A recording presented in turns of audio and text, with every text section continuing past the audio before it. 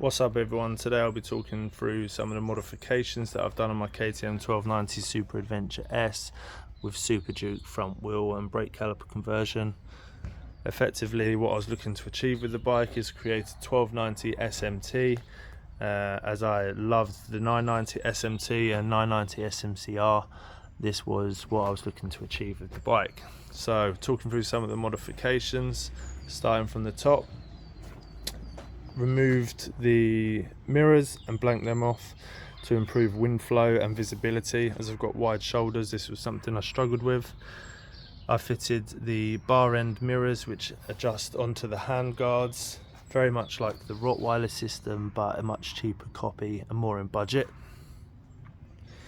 I fitted this which comes off of the Enduro and Supermoto range from KTM. It's just a crash bar pad, serves no purpose but looks good.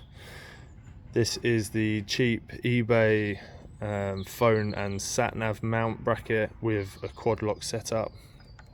I don't run the vibration dampener on this system as that part of the bike does not get a lot of vibrations and I've never had an issue. 1290 Super Adventure R 17 to 20 model. Front screen, that's standard equipment on them bikes. Improved wind flow for me, cleaned up the airflow and my visibility while riding the bike. These are the Power Parts intake covers with the foam filters. They're meant for the off-road use, but I really like how they clean up the hole that's left there on the 1290 Super Adventure S and add that little bit of orange to the front of the bike and really brings it in keeping.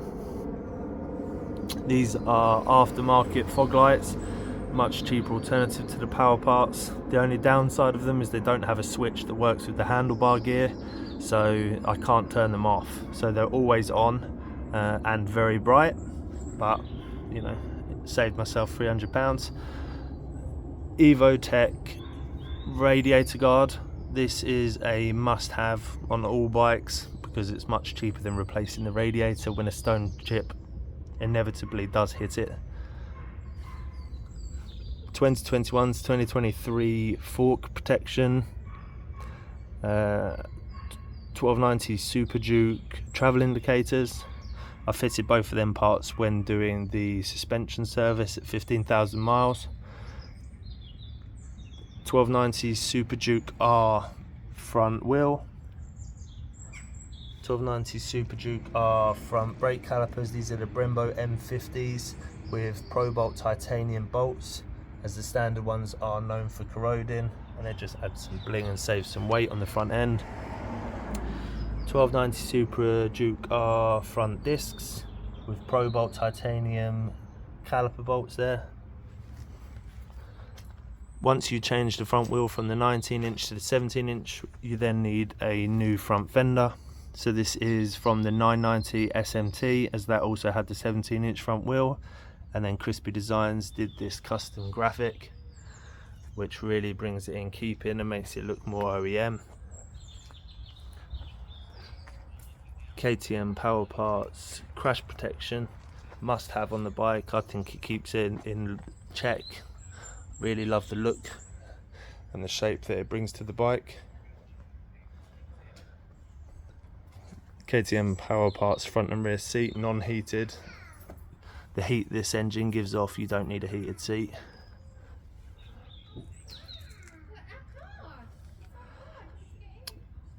These are frame protections, so they're just frame bungs really. Doesn't do anything apart from bung the hole that's left there on the 17 to 20 models. I got them from KTM, very cheap, off of the 21 to 2023 Super Adventure. Removed all of the rear luggage racks to tidy this area up and bunged them with fir tree clips. Because of the satin finish on these, it looks OEM, it looks like it's meant to be there. Lea Vinci end can, titanium. Baffle in or baffle out sounds great. I prefer baffle out. Titanium Pro Bolt rear hanger bolt there. Really finishes the rear look off rear very nicely. EvoTech rear paddock stands. These bobbins allowed me to remove the centre stand, save weight, gain clearance on the lean angle, and also tidy up the look of the bike with the look that I was going for.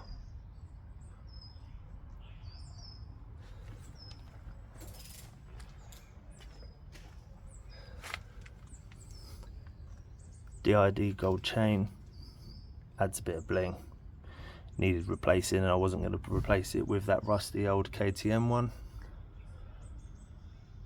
Super Sprox stealth rear sprocket adds lifetime to it, cleans up the look, looks very nice and good finish on there. I didn't go for the KTM Power Parts option as I didn't want the bright orange, so you can just buy that from somewhere else. Got the bolts painted black as well, so you'll notice as standard these are silver. The black just cleans up the look. Oberon slave cylinder, this is a must-have. It's inevitable that your slave cylinder is going to fail on these bikes across all of the 1290 range. They're known for eventually letting air into the slave cylinder system, which effectively causes it to fail. If you start feeling your clutch slipping, it's highly likely to be this.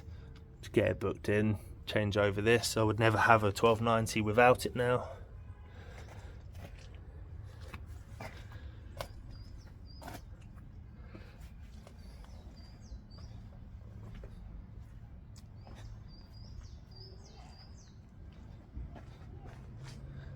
I think I've covered all of the modifications that I've done to the bike. If you have any questions, please let me know. If anyone's interested in the information about how to do the wheel conversion, it's all on my Instagram, Lighthouse Rides. And you can always just drop me a message and I'll try and answer any questions.